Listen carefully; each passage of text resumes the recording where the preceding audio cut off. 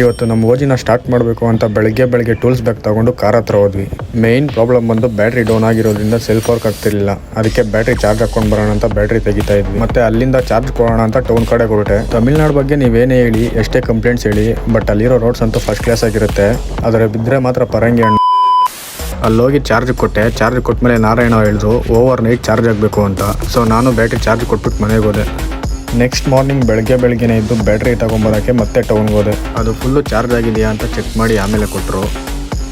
ಇವತ್ತು ಅದೇನೇ ಆಗಲಿ ಕಾರ್ ಸ್ಟಾರ್ಟ್ ಮಾಡಬೇಕು ಅಂತ ಡಿಸೈಡ್ ಮಾಡ್ಕೊಂಡಿದ್ದೆ. ಯಾಕಂದರೆ ನನಗಾಗಲಿ ನಮ್ಮ ಅಪ್ಪಗಾಗಲಿ ಈ ಥರ ಯಾವುದಾದ್ರು ಒಂದು ವಸ್ತು ನಮ್ಮ ಮನೇಲಿ ವರ್ಕ್ ಆಗಿ ನಿಂತ್ಕೊಂಡಿದ್ರೆ ಅದನ್ನ ನೋಡ್ಕೊಂಡು ಸುಮ್ಮನೆ ಇರೋಕ್ಕಾಗಲ್ಲ. ಅದಕ್ಕೆ ಇವತ್ತು ನಾನು ಮೆಕ್ಯಾನಿಕ್ ಡ್ಯೂಟಿ ಹತ್ತಿರೋದು. ಫಸ್ಟು ನಾನು ಏರ್ ಫಿಲ್ಟರ್ನ ಬಿಚ್ಚಿ ಎಲ್ಲ ಸರಿ ಇದೆಯಾ ಅಂತ ಚೆಕ್ ಮಾಡಬೇಕು.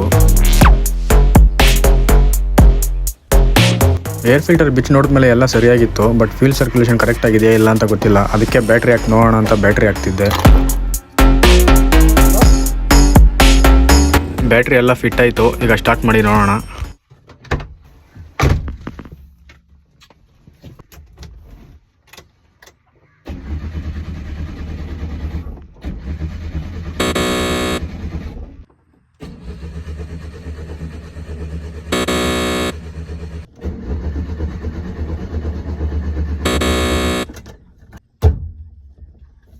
The next day.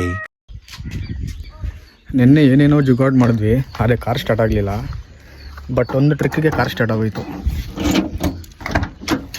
ಅದೇನಪ್ಪ ಅಂದರೆ ನಮ್ಮಪ್ಪ ಪಿತ್ತ ನೆತ್ತಿಗೇರಿ ನಿನ್ನ ಕಾರಲ್ಲಿ ಕೂತ್ಕೊಂಡು ತಳ್ತೀನಿ ಅಂದರು. ನಾನು ಹತ್ತು ಕೂತ್ಕೊಂಡೆ. ನಮ್ಮಪ್ಪ ಬಾಹುಬಲಿ ಥರ ತಳ್ಳಿದ್ರು ನೋಡಿ. ಎರಡನೇ ಗೇರ್ಗೆ ಹಾಕ್ಬಿಟ್ಟೆ.